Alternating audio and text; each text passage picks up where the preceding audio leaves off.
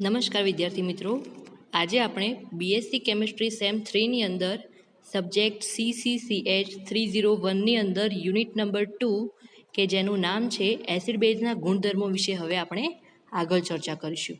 તો વિદ્યાર્થી મિત્રો, આના આગળના લેક્ચર્સની અંદર મેં તમને એસિડ બેઝ કયા વૈજ્ઞાનિકોએ એસિડ બેઝના સિદ્ધાંતો આપ્યા, એમના મત અનુસાર એ મેં તમને સમજાવ્યું હતું. પછી લોરી બ્રોન્સ્ટેટનો એસિડ બેઝનો પૂરક સિદ્ધાંત મેં તમને સમજાવ્યો હતો.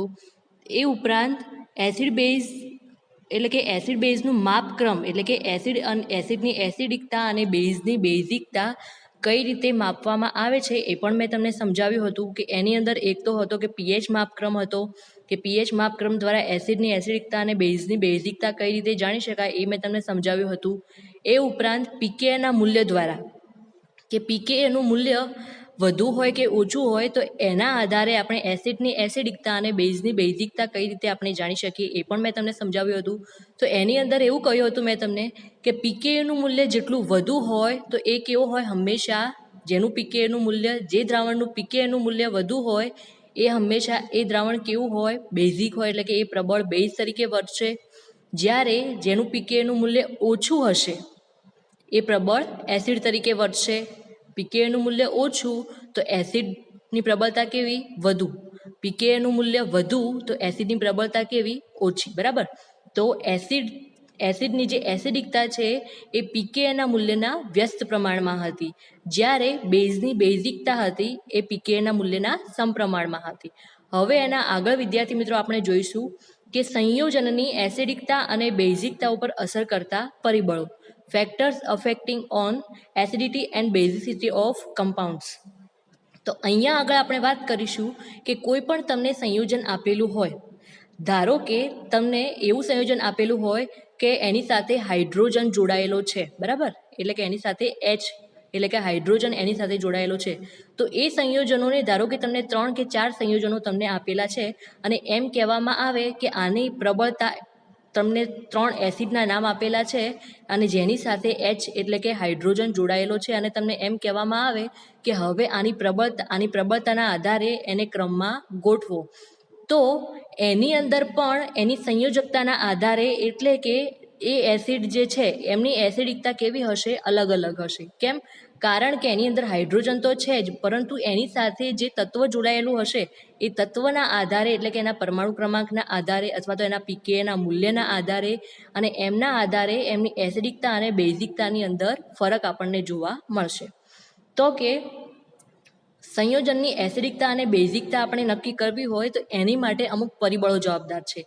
ધારો કે આપણે પહેલા નંબરની અંદર જોઈશું કે બંધારણીય અસર. અહીંયા આગળ તમને દર્શાવેલું છે કે સૌથી પહેલી અસર, ધારો કે આપણે બંધારણીય અસર આપણે જોઈએ તો કે બંધારણીય અસરની અંદર શું કે તમને કોઈ સંયોજન આપેલું છે તો એની અંદર જે બંધારણ થયેલું છે, એ સંયોજનનું જે બંધારણ થયેલું છે એ બંધારણ શેના આધારે થયેલું છે કે કયા પ્રકારનું થયેલું છે એની ઉપર એસિડિકતા અને બેઝિકતાનો આધાર રહેલો હોય છે. તો સૌથી પહેલું તમને આપેલું છે એક કારણ છે, અહીંયા આગળ સૌથી પહેલો મુદ્દો તમને આપેલો છે કે કોઈ પરિબળ બંધારણીય ફેરફારથી, એટલે કે કોઈ સંયોજન તમને આપેલું છે એનો બંધારણીય, હવે એની અંદર બંધારણીય ફેરફાર કરવામાં આવે, એટલે કે ધારો કે એસિડ અને બેઝ વચ્ચે પ્રક્રિયા કરાવવામાં આવે છે. હવે એની અંદર હાઇડ્રોજનની ફેરબદલીની પ્રક્રિયા થશે. કઈ પ્રક્રિયા થશે? હાઇડ્રોજનની ફેરબદલીની પ્રક્રિયા થશે અને એને કહેવામાં આવે એનો બંધારણીય ફેરફાર. તો બંધારણીય ફેરફારથી એનો જે પૂરક બેઝ છે, પૂરક બેઝ એટલે શું? ધારો કે એસિડ શું કરશે? પોતાના પાસેના હાઇડ્રોજનને દૂર કરશે, એટલે કે હાઇડ્રોજનનું દાન કરવાનું કાર્ય કરશે. તો હાઇડ્રોજનનું દાન કરી અને જે નવો ઘટક અથવા તો નવો અણુ બનાવશે એને એનો સંયુગ્મિત બેઝ કહેવામાં આવશે. શું કહેવામાં આવશે? એને એનો સંયુગ્મિત બેઝ, કે જેને એનો પૂરક બેઝ તરીકે પણ ઓળખવામાં આવશે. તો અહીંયા આગળ લખેલું છે કે પૂરક બેઝની સ્થિરતા જો વધુ હોય, શું હોય? પૂરક બેઝની સ્થિરતા જો વધારે હોય તો તેનો મૂળ એસિડ એટલે કયો? કે એસિડ એ પોતાના હાઇડ્રોજનનું દાન કરી અને શું બનાવ્યું? એને એનો પૂરક બેઝ બનાવ્યો. તો જે પહેલા નંબરમાં જે એસિડ છે એને શું કહેવામાં આવશે? મૂળ એસિડ તરીકે ઓળખવામાં આવશે. તો મૂળ એસિડનું વિયોજન કયા પ્રકારે થશે? વધારે થશે. અને મૂળ એસિડનું વિયોજન એટલે શું? કે એમાંથી જે હાઇડ્રોજન દૂર થવાની પ્રક્રિયા છે, બરાબર, કે જે H+ દૂર થવાની પ્રક્રિયા કેવી થશે, એમાં વધારો થશે અને એસિડિક પ્રબળતા કેવી થશે, વધશે. તો લોરી બ્રોન્સ્ટીનના નિયમના અનુસાર તમને એ તો ખબર જ હશે કે એસિડ હોય એ કેવી વર્તણૂક ધરાવશે, H+નું દાન કરવાની વર્તણૂક ધરાવશે અને જેટલા પ્રમાણમાં એ H+નું વધુ દાન કરશે, H+ આયનનું એ જેટલા પ્રમાણમાં વધુ દાન કરશે એટલી જ એ એસિડની પ્રબળતા કેવી થશે, વધશે. બરાબર. તો એ એસિડને કેવો એસિડ કહેવામાં આવશે, એને પ્રબળ એસિડ તરીકે ઓળખવામાં આવશે. બીજી વસ્તુ કે હવે આપણે વાત કરીએ પીકેએની વાત. તો કે જો અહીંયા આગળ જે તમને પરિસ્થિતિ આપેલી છે એ પરિસ્થિતિની અંદર કે એસિડની પ્રબળતા કેવી છે, વધુ છે, એટલે કે એસિડ કેવો છે, પ્રબળ એસિડ તરીકે વર્તે છે અને પ્રબળ એસિડ તરીકે વર્તશે તો પીકેએનું મૂલ્ય શું થશે, ઓછું થશે, કારણ કે એસિડની જે એસિડિકતા છે એ પીકેએના મૂલ્યના વ્યસ્ત પ્રમાણમાં છે. તો એસિડની પ્રબળતા વધે તો પીકેએનું મૂલ્ય કેવું થશે, અહીંયા આગળ ઘટશે. બરાબર. હવે એના સિવાય આપણે વાત કરીએ બીજા મુદ્દાની, અહીંયા આગળ આપણે વાત કરીએ તો કે બીજા મુદ્દાની અંદર પહેલા મુદ્દાથી વિરુદ્ધ કીધેલું છે. તો કે કઈ રીતે, તો કે જો એની અંદર કોઈ તમને પ્રક્રિયા આપેલી છે, હવે એની અંદર બંધારણીય ફેરફાર કરવામાં આવે. બંધારણીય ફેરફાર એટલે શું, કે એની અંદરથી હાઇડ્રોજન જે આયન છે એની ફેરબદલી કરવામાં આવે. તો કે હાઇડ્રોજન આયનની ફેરબદલી કરી અને એમાંથી જે ધારો કે એસિડ છે તો એ શું બનાવશે, એનો પૂરક બેઝ બનાવશે. તો ત્યાં આગળ એનો જે પૂરક બેઝ છે એની સ્થિરતામાં જો ઘટાડો થાય, શું થાય, અહીંયા આગળ એની સ્થિરતાની અંદર જો ઘટાડો થશે તો એનો જે મૂળ એસિડ હશે એની અંદર કેવું વિયોજન થશે, ઓછા પ્રમાણમાં થશે. કેમ, કારણ કે એને જે ઋણ આયન ધરાવતો પૂરક બેઝ બનાવ્યો, બેઝ શું કરશે, હાઇડ્રોજન એસિડ છે એ હાઇડ્રોજનનું દાન કરી અને જે પૂરક બેઝ બનાવશે એની ઉપર કયો ચાર્જ આવશે, માઇનસ ચાર્જ, એટલે એને ઋણ આયન તરીકે ઓળખવામાં આવશે.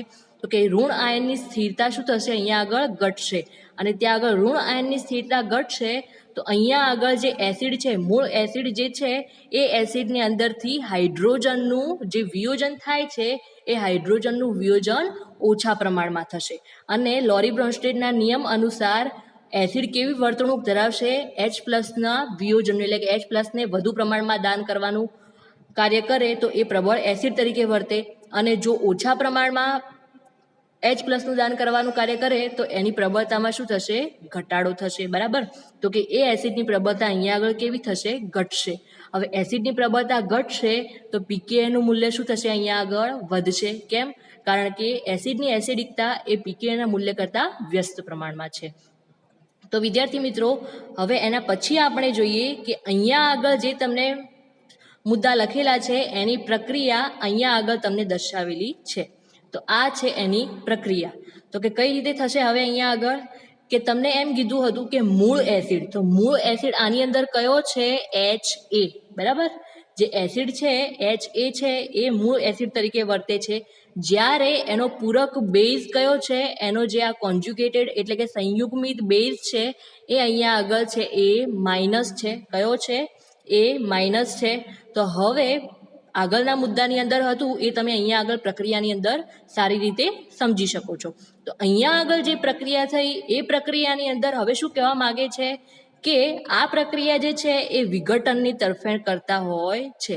શેની તરફેણ, એટલે કે આની અંદરથી H+નું વિઘટન કેટલા પ્રમાણમાં થશે એની ઉપર આ પ્રક્રિયા આધાર રાખે છે અને એનો મતલબ એવો થયો કે એસિડની જો એસિડિકતા વધારવી હોય, અહીંયા આગળ એસિડની જો એસિડિકતા વધારવી હોય તો એની માટે મુદ્દામાં એવું લખેલું છે કે એની અંદર જો એસિડની એસિડિકતા વધારવી હોય તો પ્રક્રિયક કેવો બનવો જોઈએ, એની અંદર અસ્થાયી બનવો જોઈએ.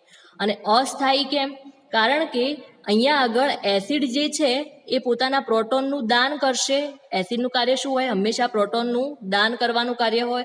તો એ પોતાના પ્રોટોનનું દાન કરી અને જે સંયુગ્મિત બેઝ બનાવશે એ કેવો હશે, પ્રમાણમાં વધુ ઋણ આયન ધરાવતો, એટલે કે વધુ સ્થાયી હશે. અને આ વધુ સ્થાયી હશે તો એનો જે એસિડ છે, મૂળ એસિડ, એ કેવો બનશે, અસ્થાયી બનશે. કેમ, કારણ કે એમાંથી H+ આયનનું વિયોજન વધારે પ્રમાણમાં થશે અને H+ આયનનું વિયોજન એમાંથી વધારે પ્રમાણમાં થશે તો એસિડ જે છે એ કેવો બનશે, વધુ અસ્થાયી બનશે. અને અસ્થાયી બનશે એટલે કે પ્રક્રિયક જો અસ્થાયી બનશે તો અહીંયા આગળ જે નિપજ તમને આપેલી છે એ નિપજ કેવી બનશે? અહીંયા આગળ સ્થાયી બનશે, બરાબર. તો અહીંયા આગળ જે પ્રક્રિયા તમને આપેલી છે એ કોના ઉપર અસર કરે છે કે કોના ઉપર આધાર રાખે છે? તો કે બંધની પ્રબળતા ઉપર આધાર રાખે છે. કે અહીંયા આગળ જે બંધ તમને આપેલો છે એ બંધ કેવા પ્રકારનો છે, બરાબર. જો અહીંયા આગળ બંધ કેવો હશે તો એ પણ તમને આગળના મુદ્દાની અંદર સમજાવેલું જ છે. તો કે અહીંયા આગળ એમ લખેલું છે કે અહીંયા આગળ જે તમને સમીકરણ આગળ આપેલું હતું એ સમીકરણની અંદર જ આ જે સમીકરણ તમને આગળ પણ આપેલું હતું તો એ સમીકરણની અંદર એવું કહ્યું છે કે સમીકરણમાં નબળો બંધ એટલે કયો બંધ છે? અહીંયા આગળ નબળો બંધ કયો કહેવામાં આવેલો છે? સમીકરણની ડાબી બાજુનો, બરાબર. અહીંયા આગળ કહેવામાં આવેલો છે સમીકરણની ડાબી બાજુનો ભાગ. તો અહીંયા આગળ હવે આપણે જોઈશું કે સમીકરણની ડાબી બાજુ એટલે કે પ્રક્રિયકનો ભાગ થશે. આ થશે જમણી બાજુનો ભાગ. જ્યારે અહીંયા આગળ એસિડ જે છે એ ડાબી બાજુનો ભાગ થશે. તો એ કેવો બનશે? અસ્થાયી બનશે. અને અસ્થાયી બનશે એટલે કે એમાંથી H+ નું વિઘટન વધારે પ્રમાણમાં થશે. અને H+ નું વિઘટન વધારે પ્રમાણમાં થશે તો અહીંયા આગળ જે H અને A વચ્ચેનો જે બંધ છે એ કેવો થશે? નબળો પડશે એટલે કે નિર્બળ બનશે. પરંતુ જો એસિડની વાત કરવામાં આવે, બંધ તો કેવો છે? નિર્બળ છે. પરંતુ એસિડ અહીંયા આગળ કેવો બનશે? પ્રબળ બનશે. અને જે શું દર્શાવે છે આપણને કે બંધની પ્રબળતા અસર એટલે કે બોન્ડ સ્ટેબિલિટી ઇફેક્ટ તરીકે ઓળખવામાં આવે છે. અહીંયા આગળ જે તમને મુદ્દો આપેલો છે, અહીંયા આગળ જે ડાબી બાજુ જે તમને પ્રક્રિયક આપેલો છે એ પ્રક્રિયક કેવો છે? અસ્થાયી બને છે. એટલે H અને A વચ્ચેનો બંધ કેવો બનશે? નબળો બનશે. પરંતુ એ જે એસિડ છે એ પ્રબળ એસિડ તરીકે ઓળખાશે. તો કે આ અસરને બંધ પ્રબળતાની અસર તરીકે ઓળખવામાં આવે છે. હવે આપણે એના સિવાય વાત કરીએ કે જમણી બાજુની વાત કરીએ. ડાબી બાજુની આપણે વાત કરી લીધી. તો કે ડાબી બાજુ જે છે એ કોના ઉપર આધાર રાખે છે? તો કે બંધની પ્રબળતા ઉપર આધાર રાખે છે. જ્યારે જમણી બાજુ હવે જે એનો પૂરક બેઝ જે છે, શું છે એનો પૂરક જે બેઝ છે, એટલે કે જમણી બાજુ જો વધુ સ્થાયી ઋણ આયનની અસર હોય, કારણ કે પહેલા મુદ્દાની અંદર આવી ગયું કે એસિડ જે છે એનો બેઝ પૂરક જે બેઝ છે એ કેવો છે? અહીંયા આગળ વધુ સ્થાયી છે એટલે કે એ વધુ ઋણ આયન ધરાવતો હશે. તો એની અસરના કારણે જમણી બાજુની જે નિપજ છે એ કેવી થશે? વધુ સ્થાયી બનશે.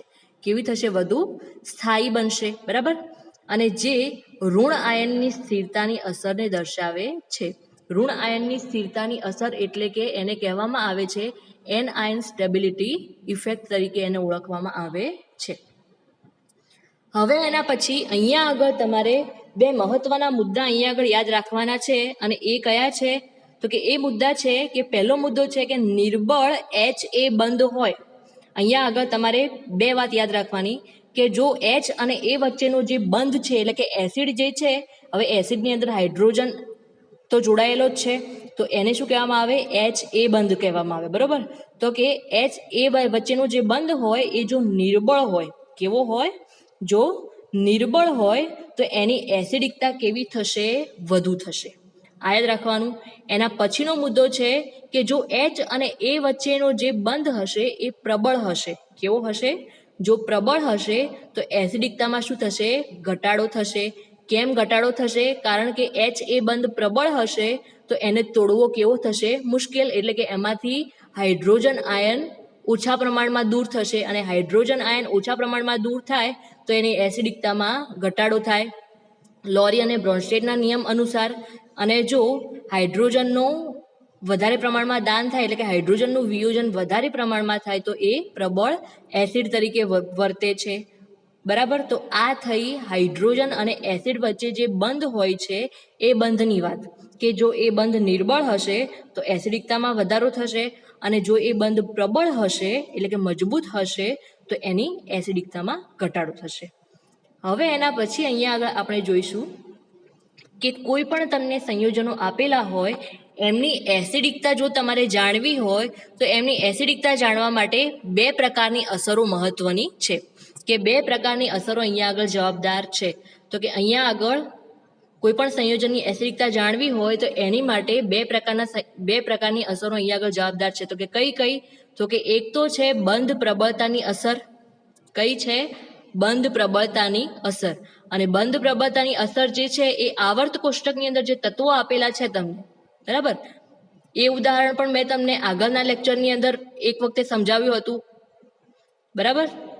અને એની અંદર કે હાઇડ્રોજન તો છે જ, હાઇડ્રોજનની સાથે આવર્ત કોષ્ટકમાંના તત્વો જોડાયેલા છે અને એ તત્વોના પરમાણુ ક્રમાંકને આધારે આપણે એસિડની એસિડિકતા જાણતા હતા કે કયા એસિડની એસિડિકતા સૌથી વધુ, કોની સૌથી ઓછી, એ આપણે જાણતા હતા. તો બંધ પ્રબળતાની અસર જે છે એની અંદર આવર્ત કોષ્ટકના તત્વોની વર્તણૂકને આધારે એને દર્શાવવામાં આવે છે. જ્યારે બીજો છે ઋણ આયનની સ્થિરતાની અસર.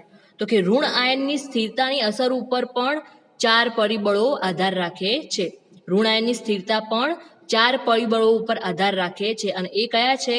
તો કે એક તો છે વિદ્યુત ઋણતા, કે જે સંયોજન આપેલો હોય તમને, એ સંયોજનની અંદર જે ઋણ આયન આપેલો હોય એ ઋણ આયનની અંદર જે વિદ્યુત ઋણતા હોય એક તો એની ઉપર આધાર રાખે છે.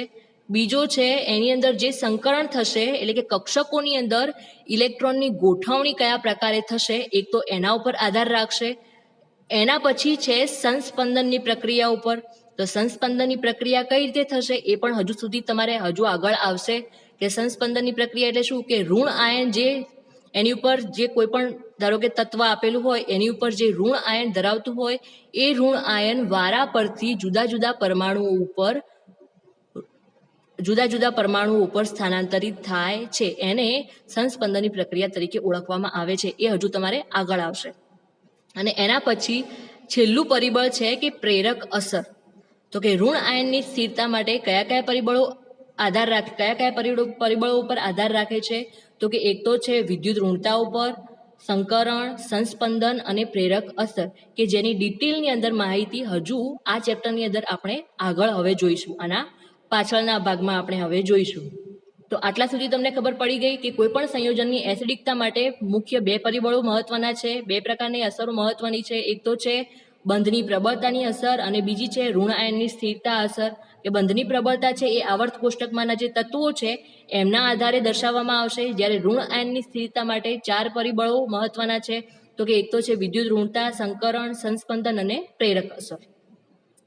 એની પછી વિદ્યાર્થી મિત્રો આપણે જોઈએ, સૌ પ્રથમ આપણે વાત કરીએ કે અહીંયા આગળ જે તમને 2 પ્રકારના પરિબળો અસરો આપેલી હતી એની અંદરથી સૌથી પહેલા આપણે વાત કરીશું બંધ પ્રબળતાની વાત કરીશું કે બંધની પ્રબળતાને આધારે એસિડિકતા કઈ રીતે શોધી શકાય છે. એ કે એસિડિકતા વિશે બંધની પ્રબળતાના આધારે કઈ રીતે માહિતી મેળવી શકાય છે. એ તો અહીંયા આગળ તમને HX એટલે કે હાઇડ્રોજન હેલાઇડ જે આપેલું છે, કોઈ એક સંયોજન આપેલું છે જે છે હાઇડ્રોજન હેલાઇડ. હવે હેલાઇડના તત્વો કયા છે? તો એક તો છે ફ્લોરિન, ક્લોરિન, બ્રોમિન, આયોડિન, બરાબર.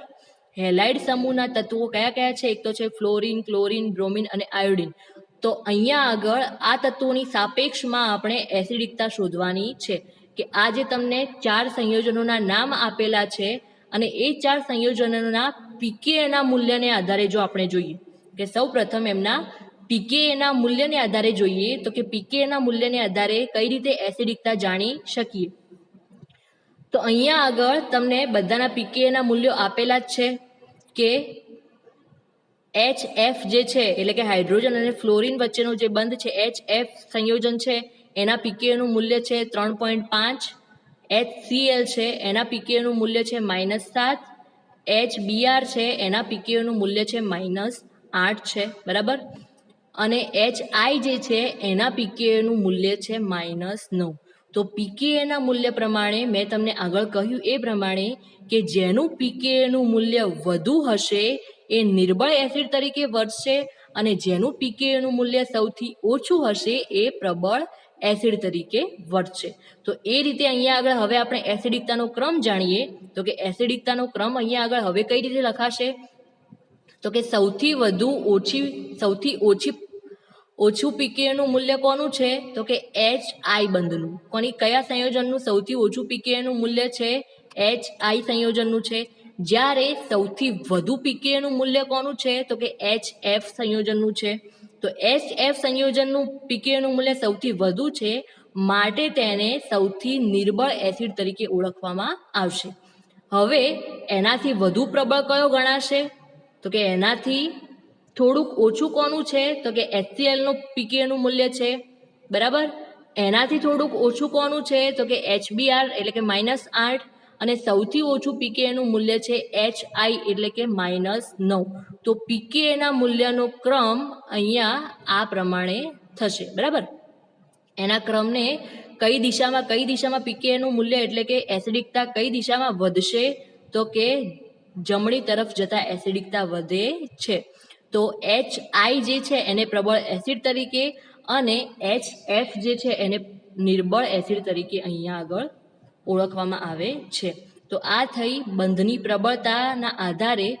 બીજી વસ્તુ છે અહીંયા આગળ આ મુદ્દાઓની અંદર એ જ લખેલું છે કે હાલ મેં તમને સમજાવ્યું એ જ રીતે કે HF જે છે એ કેવો છે? સૌથી નિર્બળ એસિડ. કેમ? કારણ કે એના pKaનું મૂલ્ય કેવું છે? સૌથી વધુ.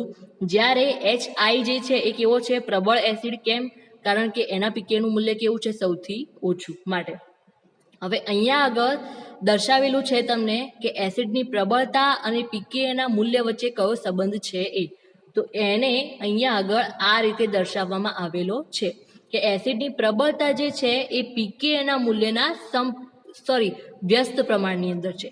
કોના પ્રમાણની અંદર છે? કે એસિડની જે પ્રબળતા છે એ pKaના મૂલ્યના વ્યસ્ત પ્રમાણની અંદર છે. વ્યસ્ત પ્રમાણમાં એટલે શું? કે એ એકબીજાના વિરુદ્ધ હશે. કે જો એસિડની પ્રબળતા વધુ હશે તો pKaનું મૂલ્ય ઓછું હશે, અને જો એસિડની પ્રબળતા ઓછી હશે તો pKaનું મૂલ્ય વધુ હશે. એટલે કે એકબીજાના વ્યસ્ત પ્રમાણની અંદર છે. હવે વાત કરીએ કે ફ્લોરાઇડ જે આયન છે અહીંયા આગળ, એ ફ્લોરાઇડ આયન એ બધા જે હેલાઇડો પૈકી એટલે કે બીજા જે હેલોજન તત્વના જે બીજા પરમાણુઓ છે એના પૈકી એની અંદર જે ઋણ આયન છે એ કેવો છે? વધુ સ્થાયી છે. કેવો છે? વધુ સ્થાયી છે. અને એના છતાં પણ ઋણ આયનની સ્થિરતાના સંદર્ભમાં આપણે જોઈએ કે ઋણ આયનની સ્થિરતાના સંદર્ભમાં આપણે જોઈએ તો એ વર્તણૂક કેવી છે? અહીંયા આગળ વિરુદ્ધ પ્રકારની છે, બરાબર. તો અહીંયા આગળ જે HF જે છે એની અંદર જે ઋણ આયન ધરાવતો જે આયન છે એ કેવો છે? વધુ સ્થાયી છે. તો પણ જો ઋણ આયનની સરખામણીમાં આપણે જોઈએ કે ઋણ આયનની સ્થિરતાની સરખામણીમાં જોઈએ તો અહીંયા આગળ જે આપેલું છે એ કેવા પ્રકારની વર્તણૂક છે? વિરુદ્ધ પ્રકારની જોવા મળે છે. એના પછી HA બંધની વાત કરીએ હવે કે HA બંધ જે છે એ તૂટવાની બાબતમાં સૌથી મજબૂત અને પ્રબળ છે. કે હાઇડ્રોજન અને ફ્લોરિન વચ્ચેનો જે બંધ છે એ કેવો છે? તૂટવાની બાબતમાં સૌથી મજબૂત છે, એટલે કે પ્રબળ છે. અને અહીં પ્રબળતાની અસર એસિડને નિર્બળ બનાવે છે. એ પણ તમને ખબર જ છે કે જો બંધ કેવો હશે? H અને A વચ્ચેનો જે બંધ હશે એ વધુ મજબૂત હશે તો બંધની પ્રબળતા કેવી હશે? બંધની પ્રબળતા જે છે એની અસરને શેની વડે દર્શાવવામાં આવેલી છે? એસિડને. એટલે કે બંધની પ્રબળતાની અસર એસિડને નિર્બળ બનાવે છે, બરાબર. જો વધુ પ્રબળ બંધ હશે અહીંયા આગળ તો એસિડ કેવો હશે? ત્યાં આગળ નિર્બળ હશે. અને જો નિર્બળ બંધ હશે તો એ એસિડ કેવો હશે? હંમેશા પ્રબળ હશે, બરાબર. એના પછી હવે વિદ્યાર્થી મિત્રો આપણે જોઈએ કે આ કોષ્ટકની અંદર બંધ પ્રબળતા અસરને અનુમોદન આપતો પ્રાયોગિક પુરાવો એટલે કે અહીંયા આગળ બંધની વિયોજન શક્તિના મૂલ્યો તમને આપેલા છે કે હાઇડ્રોજન અને જે હેલોજનના તત્વો છે આ બંને વચ્ચેનો જે બંધ છે એ બંધની વિયોજન શક્તિ એટલે કે એમાંથી જે હાઇડ્રોજનનું વિયોજન થશે એ કેટલા પ્રમાણમાં થશે એના મૂલ્યો તમને અહીંયા આગળ આપેલા છે. તો સૌથી પહેલા આપણે વાત કરીએ કે HFની, તો એનું વિયોજન શક્તિનું મૂલ્ય છે 136, HClના વિયોજનનું મૂલ્ય છે 103, HBrના વિયોજનનું મૂલ્ય છે 88 અને HIના વિયોજનનું મૂલ્ય છે 71. તો અહીંયા આગળ H અને X જે બંધ છે એટલે કે હાઇડ્રોજન અને હેલોજન તત્વના જે તત્વો છે એમની વચ્ચેનું જે બંધ છે એ બંધનું વિયોજન શક્તિનું મૂલ્ય એટલે કે એમાંથી હાઇડ્રોજન કેટલા પ્રમાણમાં દૂર થશે એ શક્તિને આધારે અહીંયા આગળ એસિડની પ્રબળતા દર્શાવેલી છે. તો આની અંદર એટલું યાદ રાખવાનું કે જે બંધની વિયોજન શક્તિનું મૂલ્ય સૌથી ઓછું એ હંમેશા પ્રબળ એસિડ તરીકે વર્તે છે. તો અહીંયા આગળ સૌથી ઓછું કોનું વિયોજન શક્તિનું મૂલ્ય છે તો કે HI નું, બરાબર. તો એ પ્રબળ એસિડ તરીકે વર્તે છે. જ્યારે જેમ જેમ આપણે જોતા જઈએ તેમ તેમ શું થાય છે, વિયોજન શક્તિના મૂલ્યની અંદર વધારો થતો જાય છે. તો જેનું વિયોજન શક્તિનું મૂલ્ય સૌથી વધુ હશે એ નિર્બળ એસિડ તરીકે ઓળખાશે. તો આ થઈ H અને X એટલે કે હાઇડ્રોજન અને હેલાઇડ તત્વો વચ્ચે જે બંધ હોય છે એ બંધની અંદર વિયોજન શક્તિના મૂલ્યોને આધારે એસિડની એસિડિકતા કઈ રીતે દર્શાવવામાં આવે એ અહીંયા આગળ દર્શાવેલું છે. એના પછી આપણે જોઈએ કે આવર્ત કોષ્ટકની અંદર જે લાઈન આપેલી હોય છે એ લાઈનની અંદર જો તમે જોવા જાઓ તો કે પ્રક્રિયાની અંદર સંયોજન તમને ધારો કે આપેલું હોય કે H અને A, એટલે કે કોઈ પણ એસિડનું નામ આપેલું હોય અને એની સાથે એટલે કે હાઇડ્રોજન તો છે જ જોડાયેલો, તો એની અંદર જે એની વિદ્યુત ઋણતા જે છે, કોની, એની વિદ્યુત ઋણતા જે છે, તો એની વિદ્યુત ઋણતાના વધારા સાથે અહીંયા આગળ દર્શાવેલું છે કે એની અંદર જે H A ધારો કે બંધ છે, H અને A બંધ છે, તો એની અંદર જે A જે છે એની વિદ્યુત ઋણતાના વધારા સાથે કઈ રીતે પ્રબળ એટલે કે એસિડની પ્રબળતા કઈ રીતે દર્શાવવામાં આવે એ અહીંયા આગળ દર્શાવેલું છે. તો સૌથી પ્રથમ તમને અહીંયા આગળ નામ આપેલા છે, અલગ અલગ સંયોજનોના નામ આપેલા છે. તો કે એક તો છે કાર્બન અને હાઇડ્રોજન, બરાબર, કે કાર્બન છે એની સાથે હાઇડ્રોજન જોડાયેલો છે. બીજો હાઇડ્રોજનની સાથે જોડાયેલો છે નાઇટ્રોજન. ત્રીજા નંબરમાં હાઇડ્રોજનની સાથે જોડાયેલો છે ઓક્સિજન. જ્યારે છેલ્લે છે હાઇડ્રોજનની સાથે ફ્લોરિન જોડાયેલો છે. તો અહીંયા આગળ પીકેનું મૂલ્ય તમને દર્શાવેલા છે કે ફ્લોરિનનું પીકેનું મૂલ્ય અહીંયા આગળ કેવું છે, સૌથી ઓછું, બરાબર. બીજા તત્વોના સંદર્ભમાં આપણે જોઈએ તો પીકેનું મૂલ્ય અહીંયા આગળ ફ્લોરિનનું કેવું છે, સૌથી ઓછું છે. તો સૌથી ઓછું છે માટે એને પ્રબળ એસિડ તરીકે ઓળખવામાં આવશે. કેમ? કારણ કે વિદ્યુત ઋણતાના સંદર્ભમાં જો ફ્લોરિન જોવા જઈએ તો ફ્લોરિનની વિદ્યુત ઋણતા કેવી છે, સૌથી વધુ છે, બરાબર. વિદ્યુત ઋણતામાં જેટલો વધારો થશે એટલો જ એ પ્રબળ એસિડ ગણાશે અને પીકેના મૂલ્ય કેવું થશે, એનું સૌથી ઓછું થશે, બરાબર. તો અહીંયા આગળ જો આપણે જોવા જઈએ તો કે સૌથી નિર્બળ એસિડ કયો બનશે, તો કે CH જે સંયોજન છે એ સૌથી નિર્બળ એસિડ ગણાશે. જ્યારે સૌથી પ્રબળ કોણ ગણાશે, તો કે FH જે સંયોજન છે એ સૌથી પ્રબળ ગણાશે. તો અહીંયા આગળ એસિડિકતામાં વધારો કઈ દિશા તરફ, જમણી દિશા તરફ જતા વધે છે, બરાબર. હવે આના પછી છેલ્લે આપણે જોઈશું કે આવર્ત કોષ્ટકની અંદર H એની એસિડિકતા એટલે કે H અને A બંધ એની વચ્ચે જે બંધ આવેલો છે એની એસિડિકતામાં એના કદના વધવા સાથે કઈ રીતે વધે છે. એ એટલે શું કે આવર્ત કોષ્ટકમાંનું કોઈ પણ એક તત્વનું નામ, બરાબર. હાઇડ્રોજન તો છે જ અને એ હાઇડ્રોજનની સાથે આવર્ત કોષ્ટકમાંનો કોઈ પણ એક પરમાણુ એની સાથે જોડાયેલો છે. તો આ કોષ્ટકની અંદર તમને પીકેના મૂલ્યો દર્શાવેલા છે. પછી હાઇડ્રોજન અને એસિડ વચ્ચેનો બંધ દર્શાવેલો છે કે કયા કયા બંધ અહીંયા આગળ છે, કોની કોની વચ્ચે બંધ છે એ દર્શાવ્યા છે. ત્યાર પછી અહીંયા આગળ એનું કદ એટલે કે આવર્ત કોષ્ટકમાંનો જે પરમાણુ છે એનો પરમાણુ ક્રમાંક કયા કયા મુજબ છે એ દર્શાવેલું છે. તો સૌથી પહેલા અહીંયા આગળ જોઈએ કે બંધ કયા કયા છે, કે H એ બંધ કયા કયા છે એ. તો કે એક તો છે હાઇડ્રોજન અને ફ્લોરાઇડ વચ્ચે બંધ છે, બીજું સંયોજન છે HCl, ત્રીજું સંયોજન છે HBr અને લાસ્ટમાં છે HI. તો આની અંદર પીકેની વાત કરીએ તો કે પીકે અનુસાર તો શું હતું કે જેનું પીકેનું મૂલ્ય સૌથી વધુ એ કેવો ગણાશે, નિર્બળ એસિડ ગણાશે. જ્યારે જેનું પીકેનું મૂલ્ય સૌથી ઓછું એ કેવો ગણાશે, પ્રબળ એસિડ ગણાશે. એના આધારે તો આપણે નક્કી કરીએ તો કે અહીંયા આગળ એના આધારે સૌથી વધુ પ્રબળ કોણ ગણાશે એસિડ, તો કે HI ગણાશે. હવે આપણે એના કદના આધારે કરીએ, પીકેના મૂલ્યના આધારે તો આપણે આગળ જોઈ લીધું. હવે એનું કદ એટલે કે એની સાથે જે અહીંયા આગળ જોડાયેલો છે ફ્લોરિન, ક્લોરિન, બ્રોમિન અને આયોડિન. તો આ જે 4 તત્વો જોડાયેલા છે એ 4 તત્વોને જો એમના પરમાણુ ક્રમાંકના આધારે ગોઠવવામાં આવે તો કે મેં તમને આગળ સમજાવ્યું હતું એ પ્રમાણે આવર્ત કોષ્ટકની અંદર જેમ જેમ પરમાણુ ક્રમાંકમાં વધારો થાય એસિડની એસિડિકતામાં પણ એ પ્રમાણે વધારો થાય છે, બરાબર. ધારો કે તમને અહીંયા આગળ 4 તત્વો આપેલા છે, એક છે ફ્લોરિન, ક્લોરિન, બ્રોમિન અને આયોડિન. તો સૌથી ઓછો પરમાણુ ક્રમાંક છે ફ્લોરિનનો એનાથી થોડોક વધારે છે સીએલનો, એનાથી થોડોક વધારે છે બ્રોમિનનો અને સૌથી વધારે પરમાણુ ક્રમાંક છે આયોડિનનો. તો પરમાણુ ક્રમાંકના આધારે સૌથી વધુ પરમાણુ ક્રમાંક કોનો થશે? HI નો, બરાબર. તો અહીંયા આગળ જો એસિડિકતાની વાત કરવામાં આવશે તો પરમાણુ ક્રમાંક જેનો વધુ એ સૌથી પ્રબળ એસિડ તરીકે વર્તશે. તો કે પરમાણુ ક્રમાંક સૌથી વધુ કોનો છે? આયોડિનનો છે. તો કે આયોડિન જેની સાથે જોડાયેલો છે એ કોની રીતે વર્તશે? પ્રબળ એસિડની રીતે. અને જો પીકેનું મૂલ્યની રીતે જોવા જઈએ તો પીકેનું મૂલ્ય પણ કેવું છે? સૌથી ઓછું છે. તો માટે તે પ્રબળ એસિડ તરીકે વર્તશે.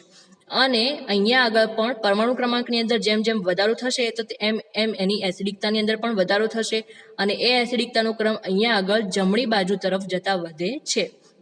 તો કે સૌથી નિર્બળ એસિડ કયો છે? HF. એનાથી થોડોક પ્રબળ છે HCl. એનાથી થોડોક પ્રબળ છે HBr અને સૌથી પ્રબળ એસિડ છે HI. તો આ થઈ બંધની પ્રબળતાને આધારે કઈ કઈ રીતે એસિડની એસિડિકતા અહીંયા આગળ જાણી શકાય એ વિશે આપણે સમજ્યું. હવે આના નેક્સ્ટ લેક્ચરની અંદર કે ઋણ આયનના એટલે કે કોઈ પણ ઋણ આયન આપેલો હોય તો એના આધારે બંધની પ્રબળતા અથવા તો એના આધારે એસિડની એસિડિકતા કઈ રીતે જાણી શકાય એ હવે આપણે આના નેક્સ્ટ લેક્ચરની અંદર જોઈશું. Thank you.